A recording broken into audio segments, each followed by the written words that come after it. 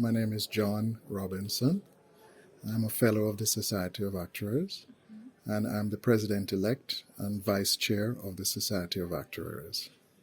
I was invited by Mr. Amrani, along with my colleague Andy Peterson from the SOA, to come to attend a workshop. And we've also taken the opportunity to visit a number of employers in the area. It's been very, very important to the SOA to come and be here, which is why I decided to come and didn't send someone else.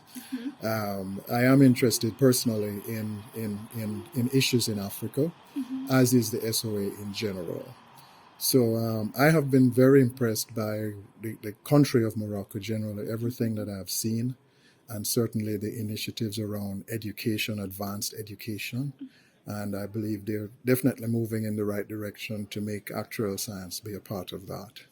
Well, I think the first thing at the level stage of development where you're at, the question is how do young students become fellows? And that is a long-standing practice, not only in the United States, but even in the United Kingdom and countries that where the profession has existed before us.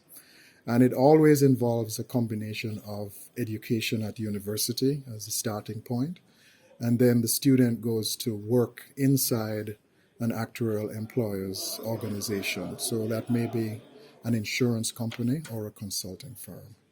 And then at that point, the employer helps to provide the student, the actual student, the resources to complete the process. The process can take a while. The average time we find is about 8 years. And and the support is needed because the exams are very challenging, and you really can't be working all 40, 50 hours a week and take those exams. You need some time off.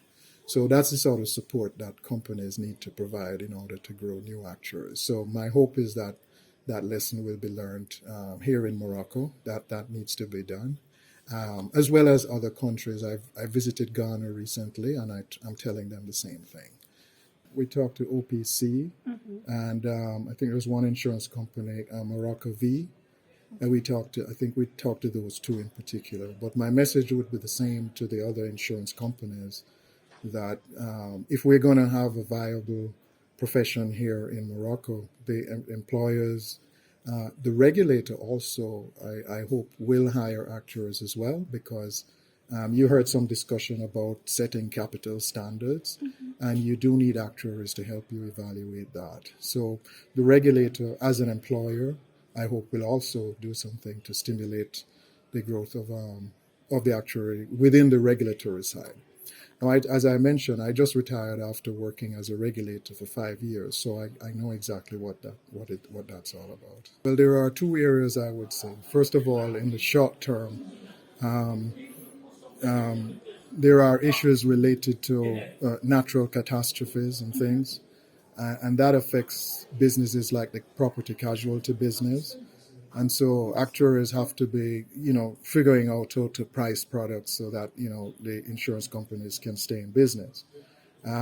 Climate change is a huge challenge because what's happening with the climate is that the present is not replicating the past. I mean, things are changing, and we generally think things are getting worse. And so the actuary is in a real dilemma in terms of being able to rely on past history, because the past history does not necessarily reflect the future. So that's a huge challenge for the actuary. On the side of life insurance and some of the longer term insurances, the basic idea of the actuarial process is to preserve long-term stability. And so when you have short-term shocks like inflation jumping up, you have to be careful not to overreact to it, because you're really trying to preserve the long-term health of the company. And so it is tricky to figure out, how much inflation you should put into your projections. But just because inflation went from 2% to, say, 5% in the United States or whatever, doesn't mean that you're going to project 5% for 40 years. And so the actuary has to make those judgments as to what makes reasonable sense in that sort of situation. So it's a challenge.